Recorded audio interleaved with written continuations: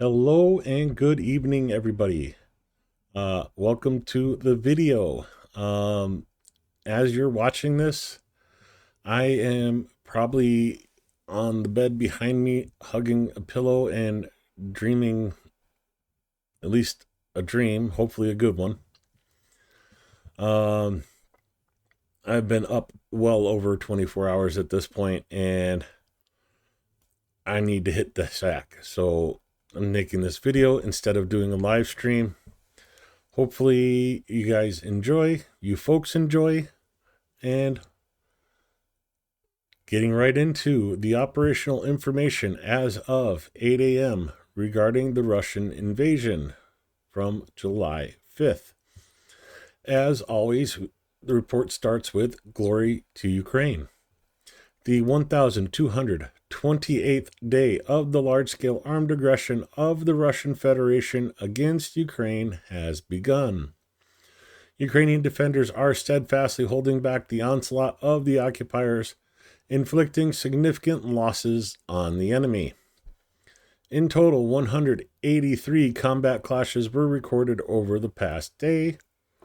According to updated information, yesterday the enemy carried out 4 missile strikes using 14 missiles and 74 airstrikes, dropping 117 guided aerial bombs. In addition, Russia carried out 6,312 artillery strikes, with 118 of those being from MLRSs. They also used 5,250 kamikaze drones to cause destruction.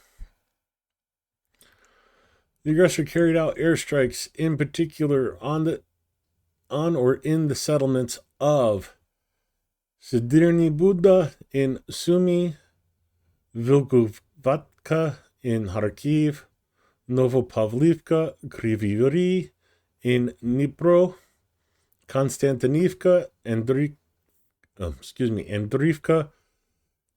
Kelestove in Donetsk, Kamensky, Vasilyanka, Primorsky, Malotokmaka, Stepnohirsk, and Bilogiria in Zaporizhia.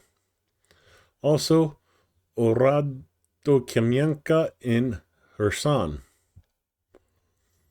Over the past day, aviation, missile troops, and artillery units of the Defense Forces of Ukraine struck 10 areas of concentration of personnel, weapons, and military equipment of Russians, 3 artillery pieces, and an enemy air defense system, a UAV control point, an ammunition depot as well as 5 other important objects of the occupiers. Moving into the North Slobodansk and Kursk areas, mainly around Sumy. Very minor changes in the front line in this area. Ukrainian defenders repelled 17 attacks by the invading forces. The enemy also launched 13 airstrikes, dropping an additional 32 guided bombs, and carried out another 290 artillery strikes. 9 of those were from MLRSs. In the south, Slobodansk and Kharkiv areas. Get the right zoom in here. The enemy tried 10 times to break through the defensive lines of our defenders in the areas of Voschansk, Glubovki, Zeleny. Coming over to the east, Kamienka, and towards Kudkivka.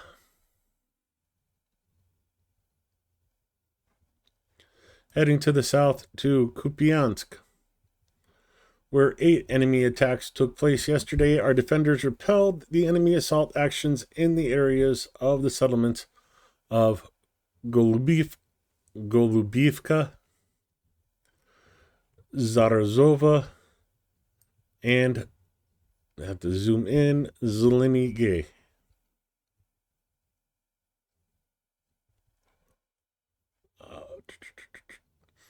Heading further to the south to Liman direction. Liman down here. The enemy attacked 27 times in the area.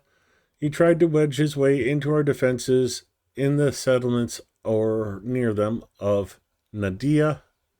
This small settlement right here, tucked in the corner. Grivkivka,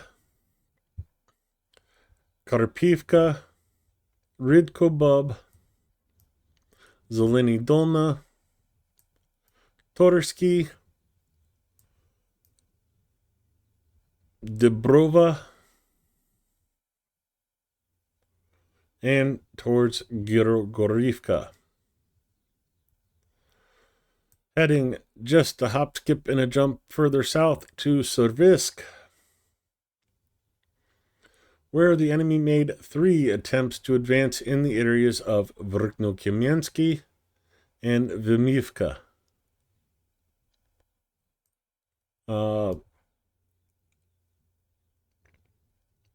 Looks like we're skipping over the Kramatorsk direction for today and heading straight to Toretsk, where the Russian aggressor carried out 11 attacks in the areas of Romanivka, right here,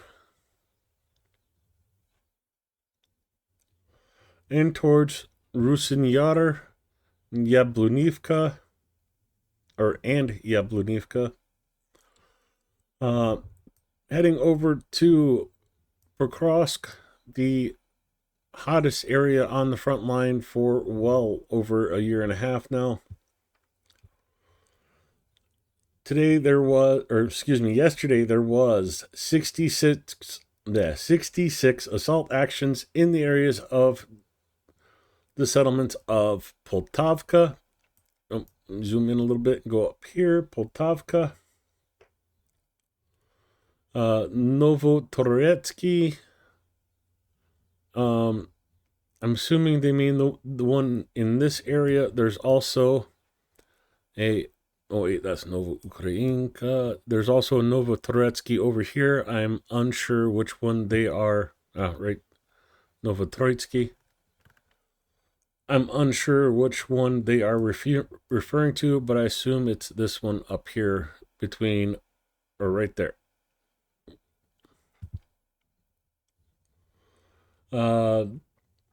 Razin, Mirolubivka, Promin,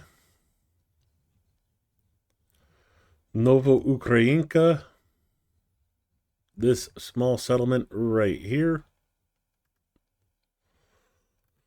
Udachny here, Novosrahivka, Koltanyarka, and in Oleksivka. Heading just a stone's throw to the west, to Novopavlivka direction.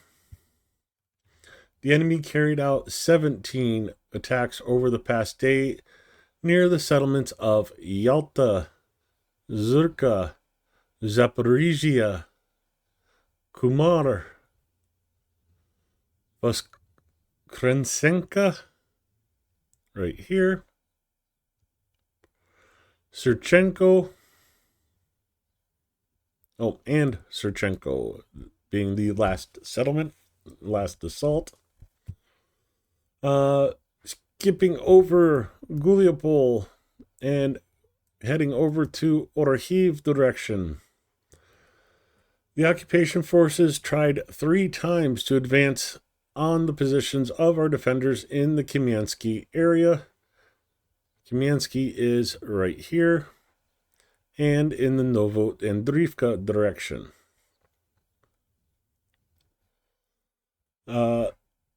Heading over from Orhiv to Dniprovsky and Kherson. The enemy made 3 futile attempts to attack the positions of Ukrainian units in the areas of the Antonovsk Bridge. No combat clashes were recorded in the Kramatorsk and Huliopol directions. Still no signs of the formation of enemy offensive groups in the Volyn and Polizia directions. Our soldiers continue to inflict significant losses on the occupation forces in manpower and equipment, and are actively undermining the enemy's offensive potential in the rear. The report goes into the losses for the Russians for yesterday. We'll cover that with the graphic here shortly. And we end the report with join the defense forces, Razom Permožemo, and of course, Slava Ukraina. Jumping over to the graphic for the losses of the Russian Federation. Since the full-scale invasion, as of 8 a.m., the 5th of July, 2025, Russia lost an additional 1,050 personnel, bringing the total over 1,025,000. 2 more tanks, 10 tanks away from a total of 11,000. 7 more armored personnel vehicles. 56 artillery systems. Should be hitting the 30,000 mark either today or tomorrow. Additional 306 UAVs and drones, 3 cruise missiles, and 149 vehicles. That is the Russian losses for today. Moving right along, since I don't have to catch up with chat. If my screen would come back to me. Let me grab Zelensky's speech on the right screen. I'm going to take this down just a step so it's easier for me to keep up with. I wish you good health, fellow Ukrainians. A brief summary of what we have accomplished during this week with our friends, the Friends of Ukraine. With Denmark, we now have new agreements on cooperation of weapons. An agreement was concluded. It was signed yesterday between Ukraine's Ministry of Defense and Denmark's Ministry of Industry. We will work on Denmark's territory, and this is our joint project, the first substantial capabilities of our Ukrainian production abroad. And that is not all. More such agreements will follow. The Danish model of investing in Ukraine's own DIB here on our soil has proven its effectiveness. Joint work on the territory of Denmark and soon in other key partner countries is allowing us to scale up even more. This applies to drones and many other types of equipment and of urgently needed weapons. Sorry, I got ahead of myself there. As per drones, we also have reached an agreement with the American side to significantly increase our joint efforts. This week, an agreement was signed between Ukraine's Ministry of Defense and one of the leading U.S. companies. It will provide Ukraine with hundreds of thousands of drones as early as this year, on special terms, and even significantly more drones the following year. This includes interceptor drones, which are clearly our top priority. The task for our entire state, for Ukraine's defense forces, and for all businesses working specifically in this field. is to deliver more results literally every week. More results, particularly in drones, especially interceptors. This means producing more of such drones, training more operators, and significantly increasing efficiency in deploying interceptors. Responsibility for this area of security is personal for everyone involved in making and implementing respective decisions. The interceptors must work. As for the call with the President of the United States of America, which took place yesterday, I say it was probably the best conversation we've had so far. Extremely fruitful. We discussed air defense, and I got behind. We discussed air defense among other things. I am grateful for the readiness to assist. Patriot systems are the key to defending against ballistic threats. We also discussed several other topical issues which our teams will follow up on in detail at upcoming meetings. Today, I also received a report from the Minister of Foreign Affairs of Ukraine, Andriy Serbihi, regarding the communications with our European partners. We have a list of clear goals in preparation for the upcoming heating season. There are issues I raised personally with European leaders at the highest political level. Now, at the level of the Ministry of Foreign Affairs,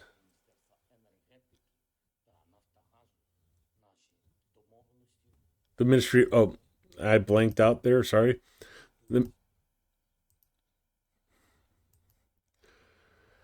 Now, at the level of the Ministry of Foreign Affairs, the Ministry of Energy, Naftogaz, our agreements are being prepared for implementation. We expect that next week, as part of the Ukraine Recovery Conference in Italy, our government officials will be able to sign the relevant agreements with our partners to secure energy resources for Ukraine.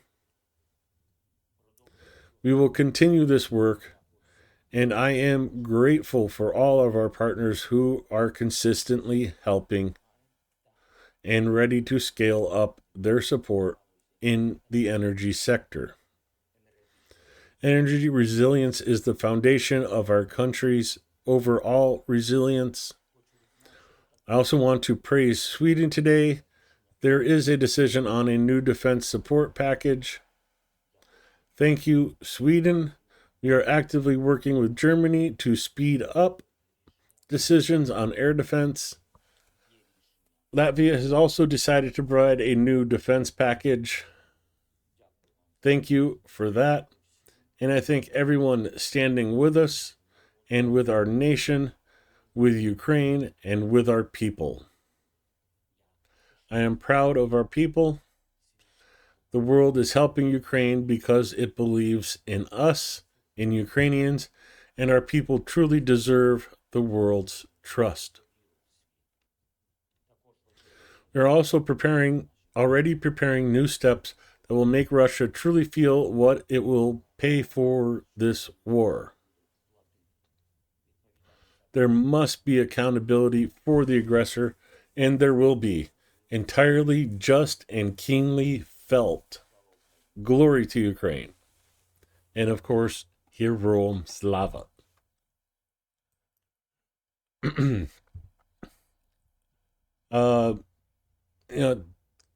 Quick point out that me and Chungus are working together again for the Summer Sunshine fundraiser with Cars for Ukraine. We have raised 1,197.54 euros with 19 donations. scroll down here to the bottom for the donor wall. I want to thank each and every person on this donor wall for supporting Ukraine, for supporting the 5th Border Guards, and giving them a means in which to hunt down Russian drones. I will put the link in the description below, as well as pin it to the premiere chat for those watching the premiere. Thank you, and please keep supporting Ukraine.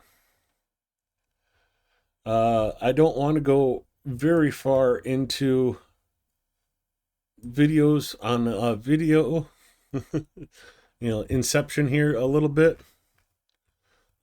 Just a few quick ones.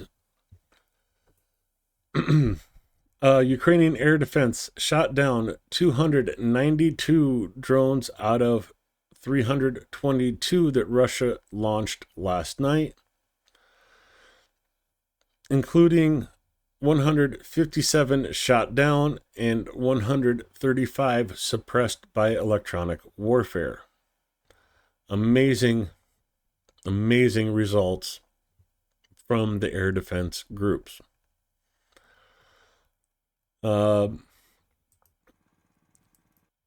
Another interesting know-how in the operation of Ukrainian military: a self-propelled kamikaze land drone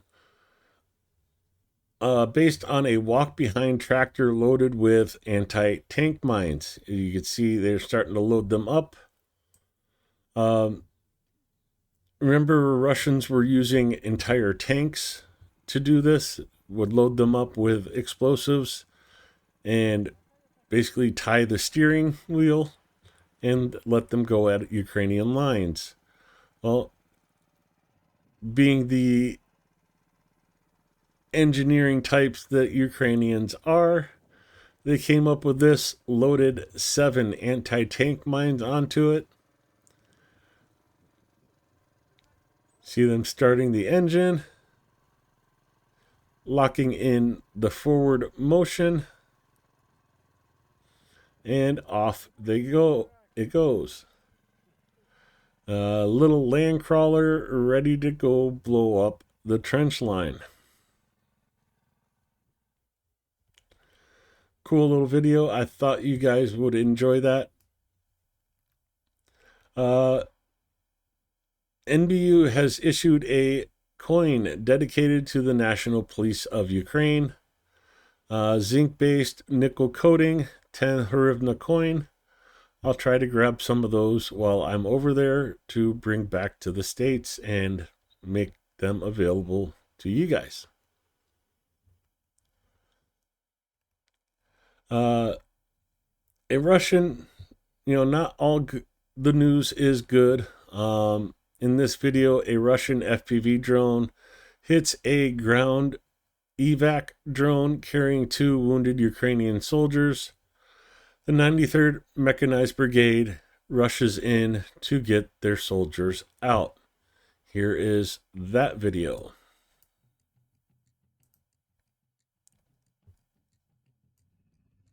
So you see the FPV come in, strike the front of the evac drone. Evac drone's disabled. The 2 wounded soldiers hop out and get under cover. What cover they could find. And here comes the 93rd Brigade. Load up the wounded soldiers.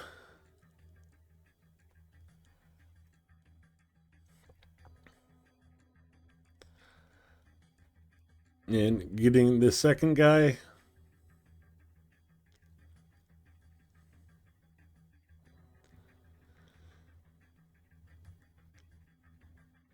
Now, many people might be asking why they didn't just go get them in the first place. Well, if they use this armored truck to go pick up wounded soldiers from the very front, that drone that hit the evac vehicle would have hit this vehicle. And it's better to lose the drone than lose this.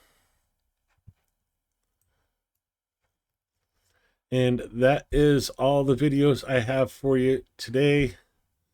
I am going to get this uploaded and set the premiere. And I'm going to go grab a pillow and shove my face into it until I pass out. I am so tired. I apologize for the video and not having a live stream and not being there for the video, but we got to do what we got to do. I spent most of the night supporting my friends and acquaintances in Kyiv and other cities, and I can only hope that you folks understand. With that, I say thank you. Have a good night. And please remember to hit the like button, comment, subscribe if you're not subscribed. But most importantly, keep supporting Ukraine.